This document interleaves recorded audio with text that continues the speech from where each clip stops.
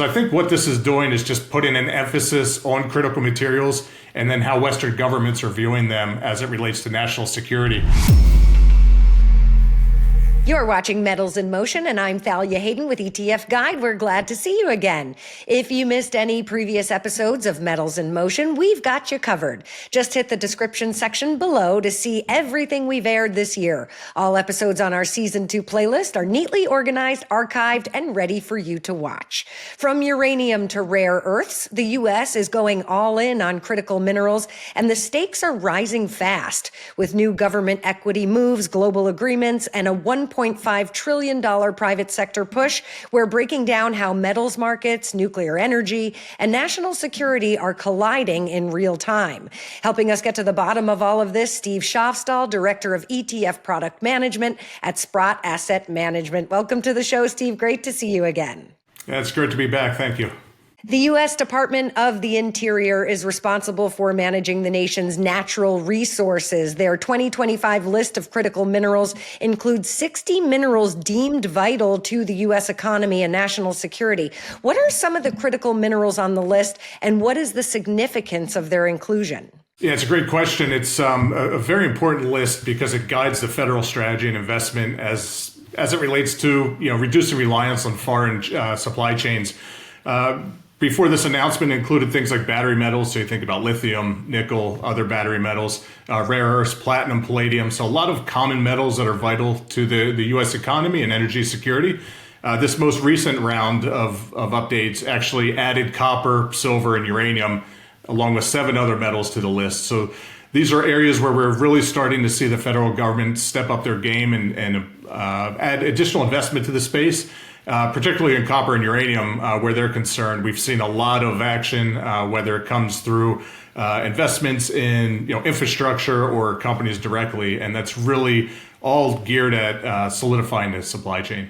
Makes sense, Steve. Now, as rhetoric moves to action, the U.S. government has recently taken equity stakes in several mining companies. What impact are these actions having on the mining sector? Yeah, there's really been about 3 or so high-profile equity stakes that the government's taken over the last 2 to 3 months. These equity stakes range anywhere from about 5 to 15%. It's a very important step that we've seen because what this does is encourage additional investment in the space. It's all geared toward really making a robust domestic supply chain.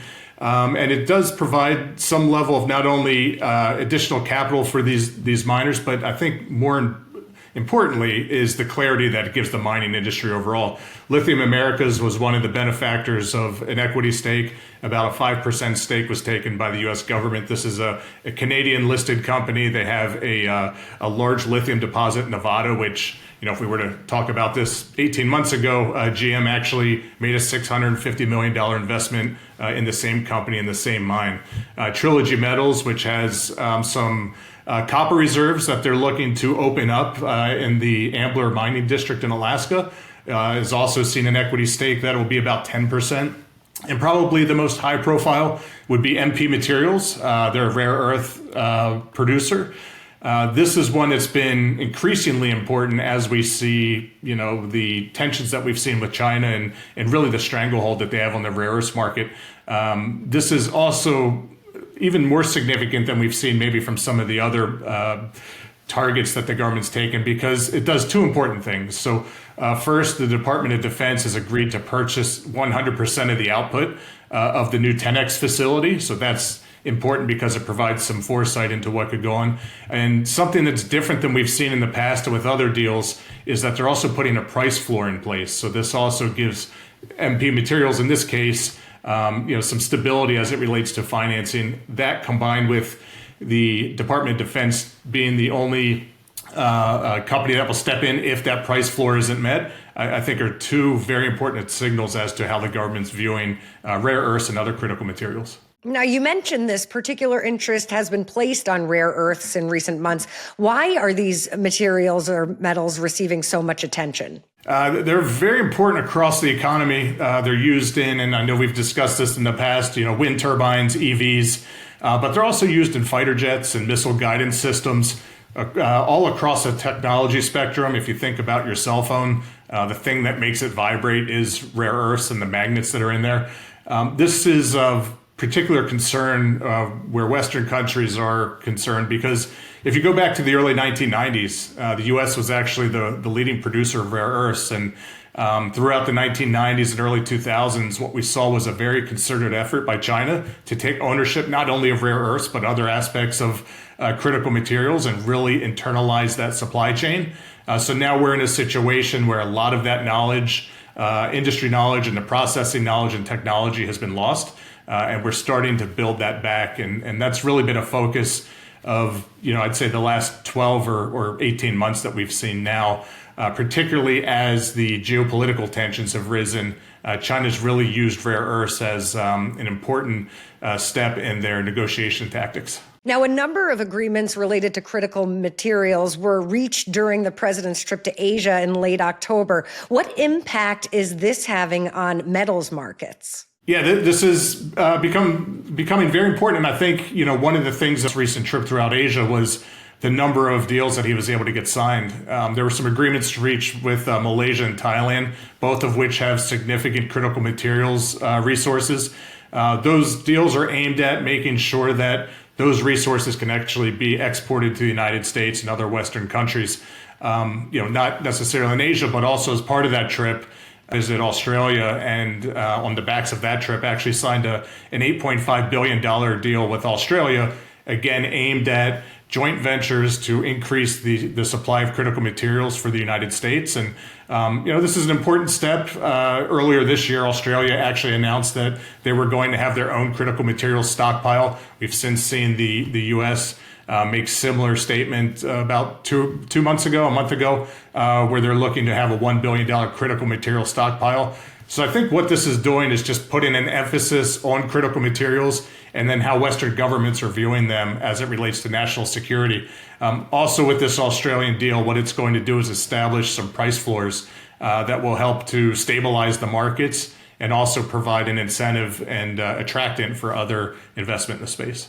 Now, switching gears a bit, Steve, nuclear energy also getting attention as the U.S. government announced an $80 billion partnership, which is being called one of the most ambitious plans in U.S. atomic energy in decades. What impact will this have on the outlook for nuclear energy? Yeah, this is, another instance of the government moving past rhetoric and starting to move to action. It's a very significant investment where we see the U.S. government looking to take, this $80 billion investment with Westinghouse, which is owned by Cameco, which is the largest uranium miner in the world by market cap, and with Brookfield. So this is a joint venture where the U.S. government can not only finance and work through the permitting process to bring nuclear reactors to the United States, through the Westinghouse technology, but it also can convert to an equity stake as there's a profit sharing incentive in there as well. So not only do taxpayers have a potential benefit from increased nuclear energy capacity, the government gets it through energy security, but this equity stake or the potential for an equity stake is also in there to limit taxpayer involvement or risk as it relates to some of these stakes. It's different than what we've seen in the past, where we've seen the government through various grants just provide funding. The equity stake is really a move we're starting to see. This was a large announcement when it came out about 3 weeks ago. We saw Uranium Miners ETF, ticker URNM, and also our Junior Uranium Miners ETF, URNJ, were both up on the news on that day. Okay, Steve, one last thing before you take off here. Government investment in critical materials has been in the headlines, and private investment is following suit. JP Morgan announced a $1.5 trillion initiative related to industries that are critical to the economic security of the United States. What should investors know about this initiative? Yeah, so this was one that, again, really moved markets for critical materials when it was announced about a month ago. It's been a busy 6 or 8 weeks as critical materials are concerned. JP Morgan stepped up and said they would finance, facilitate, or invest directly in a number of different industries that are critical to national economic security. Within this, they have 27 areas that they're willing to invest. Specifically, they call it nuclear energy, as well as critical materials mining and processing. So what we've really seen from investors as we start to see these investments come out, this is by far the largest that we've seen from the private sector. It's been many, many years now that we've started to see hyperscalers or those AI data centers really turn to nuclear energy. We've seen, as I mentioned, GM and other automakers invest directly in battery metals or the supply chain as it relates to battery metals. But what we've seen in this case is investors now are really starting to take notice. And we've seen record flows actually in the Sprott Critical Materials ETF, ticker SETM, and also our newly launched Active Metals and Miners ETF, ticker METL. Both provide significant critical materials exposure, whereas the active strategy has a little bit more diversification in it as it relates to the build out of the grid and the infrastructure required for the really bringing in the supply chains as it relates to all things critical materials. And I think this is a noticeable shift where we've seen investors still in cases are, focusing on uranium and copper, but it's a much more broad approach.